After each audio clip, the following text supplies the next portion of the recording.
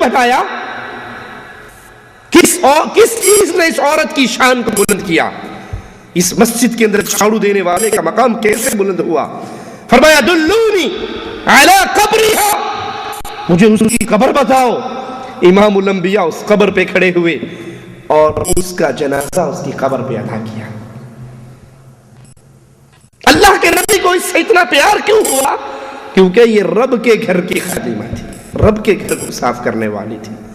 اور پھر آپ نے فرمایا ان مسجدوں، ان قبروں میں اندھیرا ہوتا ہے میری نماز کی وجہ سے، کسی کا جنازہ پڑھنے کی وجہ سے، یا نبی پاک کی دعا کی وجہ سے اللہ اس قبر کو منور کر دیتا ہے۔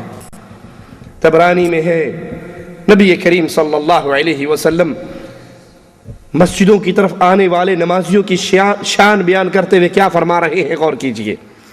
جس نے اپنے گھر میں وضو کیا، اچھا وضو کیا، پھر مسجد کی طرف آیا، یہ اللہ کا مہمان ہے۔ کتنا خوش نصیب ہے وہ انسان جو 5 مرتبہ اللہ کا مہمان بنے۔ اللہ کے لیے اعلیٰ مثال، ملکوں کے اندر شاہی مہمان بنتے ہیں لوگ یا نہیں بنتے؟ آپ نے دیکھا ہوگا خادم حرمین شریفین کی مہمان نوازی میں پوری دنیا سے لوگ آ کر حج کرتے ہیں، تو ہم جو مملکہ میں رہ رہے ہیں، ہم جب ان کے ہوٹل دیکھتے ہیں، ان کی گاڑیاں دیکھتے ہیں، کہتے ہیں یہ شاہی مہمان ہیں، یہ بادشاہ کی کفالت پر آئے ہیں، یہ ان کا میزبان بادشاہ بنا ہے۔ اللہ کے لیے اعلیٰ مثال۔ سب میں ان کی عزت بڑھتی ہے نا، بڑا بھی عزت والا آدمی ہے، وی آئی پی حج کرے گا، وی آئی پی ہوٹل میں رہے گا، کیا مزے ہیں اس کے۔ اللہ کے لیے اعلیٰ مثال۔ اور کتنے بد نصیب ہیں ہم۔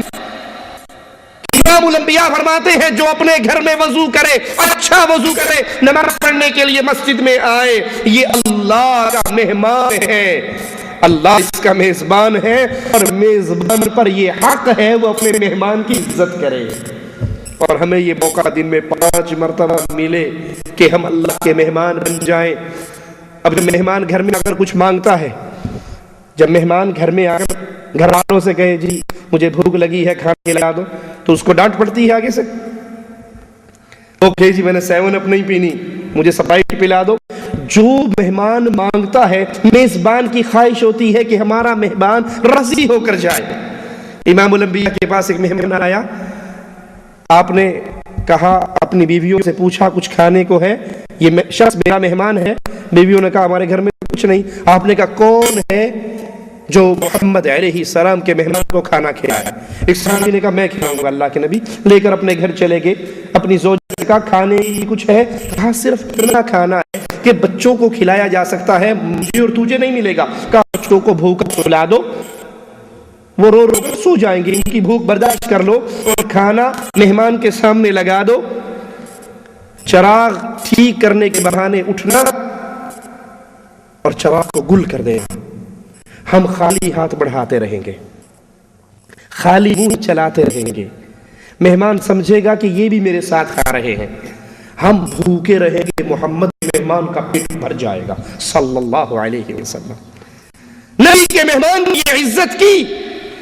صبح کو نماز پڑھنے کے لیے مسجد میں حاضر ہوئے، رسول اللہ صلی اللہ علیہ وسلم نے فرمایا آج اللہ فلان اور فلانہ کے عمل سے اتنا خوش ہوا کہ اپنے عرش پہ مسکرا دیا ہے، او کما قال علیہ الصلوۃ والسلام۔ جب انسان کے پاس مہمان آتا ہے وہ اچھی سے اچھی میزبانی کرنے کی کوشش کرتا ہے۔ اللہ کے لیے اعلیٰ مثال ہے، غور کرنا، جو رب کا مہمان بن جائے، جس کا میزبان اللہ بن جائے، اس کی عظمت اور شان کا کیا کہنا۔ کتنے بد نصیب ہیں، ایک کرکٹ میچ کے لیے ہم رب کی مہمانی کو چھوڑ دیں، فلم اور ڈرامے کے لیے رب کی میزبانی کو چھوڑ دیں، تھوڑا سا سر درد ہو تو اللہ کی میزبانی کو چھوڑ دیں اور مسجدوں سے دور ہو جائیں، ان مسجدوں کی عزت نہ کریں۔ کتنے بد نصیب ہیں ہم کہ اللہ کے گھروں میں آ کر بھی اللہ کی ناراضگی والے کام نہ چھوڑے۔ کتنے بد نصیب ہیں وہ جن کے موبائل کے اندر گانے، ساز، موسیقی بھری ہوئی، لیٹسٹ انڈین پاکستانی فلموں کے ڈائلاگ بھرے ہوئے، ہٹ سپر ہٹ گانے بھرے ہوئے، اور مسجد میں آتے ہیں، اللہ کے گھر میں آتے ہیں، اور اللہ کو ان آوازوں سے شدید نفرت ہے۔ یہ ساز اور گانے سننے والے کانوں میں اللہ قیامت کے دن سیسا پنگلا کر ڈالے گا۔ اللہ ہم سب کو اس سے محفوظ رکھے۔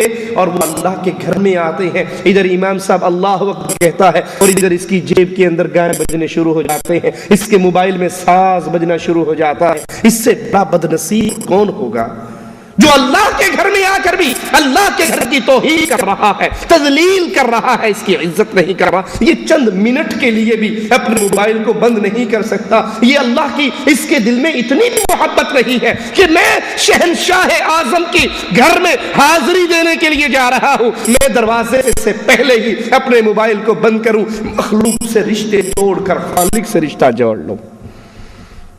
یہ مسجدیں اللہ کے گھر ہے، اس میں آنے والا اللہ مہمان ہے، اور میزبان پر یہ حق ہے وہ اپنے مہمان کی عزت کرے۔ صحیح بخاری میں ہے، رسول کریم صلی اللہ علیہ وسلم نے فرمایا جو شخص صبح و شام مسجد میں آتا ہے، اس کی صبح کے وقت آمد پر اللہ اس کے لیے جنت میں میزبانی تیار کرتا ہے۔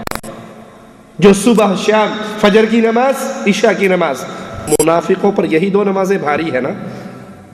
ظہر کی نماز تو ڈیوٹی میں ہوتے ہوئے اکثر پڑھ لیتے ہیں، کیونکہ اس بہانے تھوڑا سا ریسٹ بھی مل جاتا ہے۔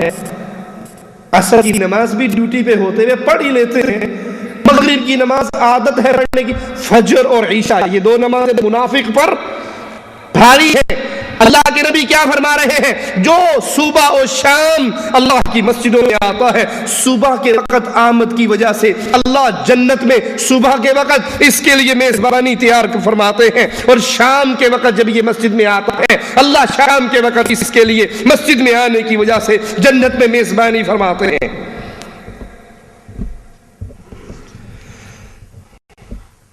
اب آئیے سوچئے، مسجد کی شان و فضیلت تو ہم نے سن لی، اس کا مقام و مرتبہ تو سن لیا، اس میں آنے والوں کا مقام بھی سن لیا۔ تصویر کا دوسرا رخ بھی دیکھیں، جو مسجدوں کو برباد کرنے کے در پہ ہیں، ویران کرنے کے در پہ ہیں، ان کا مقام اللہ کے ہاں کیا ہے۔ صحیح مسلم میں ہے، رسول کریم صلی اللہ علیہ وسلم نے فرمایا ویرانی کے کئی ذرائع ہیں۔ ایک تو ہے مسجد کو گرانا، مسجد کو توڑنا، ایک ہے صرف مسجد میں نہ آ کر اس کی بے آبادی کا سبب بننا۔ اگر ہم نماز فجر پہ نہیں آئیں گے تو مسجد بے آباد رہے گی نا، ہم ظہر پہ نہیں آئیں گے مسجد بے آباد رہے گی۔ گرانا، توڑنا، گندگی پھینکنا، اس کے اندر آ کے شور کرنا، بری حرکتیں کرنا، یہ تو بہت بڑا جرم ہے۔ جو شخص صرف مسجد میں نہ آ کر اس کی ویرانی کا سبب بنتا ہے، سب سے چھوٹا کام ہے نا مسجد کی توہین میں، سب سے چھوٹا عمل کہ بندہ اٹھ کر مسجد میں نہ آئے اور اس کے نہ آنے کی وجہ سے مسجد ویران رہے، اس ظالم کے لیے حدیث کیا کہتی ہے؟ صحیح مسلم ہے، سنیے، اللہ کے نبی فرماتے ہیں میں نے ارادہ کیا جوانوں کو حکم دوں وہ لکڑیوں کا ڈھیر اکٹھا کریں اور پھر اپنے مصلے پر کسی اور کو حکم دوں وہ نماز پڑھائے، اور میں ان نوجوانوں کے ساتھ محلوں میں گلیوں میں نکل جاؤں جو لوگ مسجدوں میں آ کے نماز ادا نہیں کرتے، جو لوگ مسجدوں میں آ کر نماز ادا نہیں کرتے۔ بے نماز کی بات نہیں ہو رہی، گھر میں پڑھ رہا ہے، بیٹھک میں پڑھ رہا ہے، مجلس میں پڑھ رہا ہے، مسجد میں نہیں پڑھتا۔ امام الانبیاء فرماتے میرا جی چاہتا ہے میں ان کے گھروں پہ لکڑیاں ڈال کر آگ لگا کر جلا ڈالوں، او کما قال علیہ الصلوۃ والسلام۔ ایک روایت میں ہے آپ نے فرمایا اگر مجھے بچوں اور عورتوں کا نہ ہوتا کہ نہ عورتوں پر مسجد میں آنا فرض ہے نہ بچوں پر مسجد میں آنا فرض ہے، اگر ان دو کا مجھے ڈر نہ ہوتا میں یہ عمل کر گزرتا، ان دو کی وجہ سے یہ رکے۔ صحیح مسلم میں ہے، امام الانبیاء فرماتے ہیں جو شخص جمعے والے دن جمعہ پڑھنے کے لیے مسجد میں نہ آئے، آپ نے فرمایا میں نے ارادہ کیا کسی اور کو حکم دوں وہ لوگوں کو نماز پڑھائے، پھر میں ان لوگوں کے گھروں کو آگ لگا دوں جو جمعے کی نماز میں حاضر نہیں ہوتے، جو جمعے کی نماز مسجد پڑھنے نہیں آتے۔ نبی فرماتے ہیں میرا جی چاہتا ہے میں ان کے گھروں کو آگ لگا دوں، یہ بھی جل جائیں گھر بھی جل جائیں۔ ابن ماجہ میں ہے نبی کریم نے فرمایا لوگ جماعت ترک کرنے سے باز آ جائیں، اپنے گھر میں نماز پڑھنے والوں، آزان سن کر اپنے گھر میں بیٹھے رہنے والوں، نبی کریم کا فرمان سنو، لوگ جماعت کو ترک کرنے سے باز آ جائے، ورنہ اللہ ان کے دلوں پہ مہر لگا دے گا اور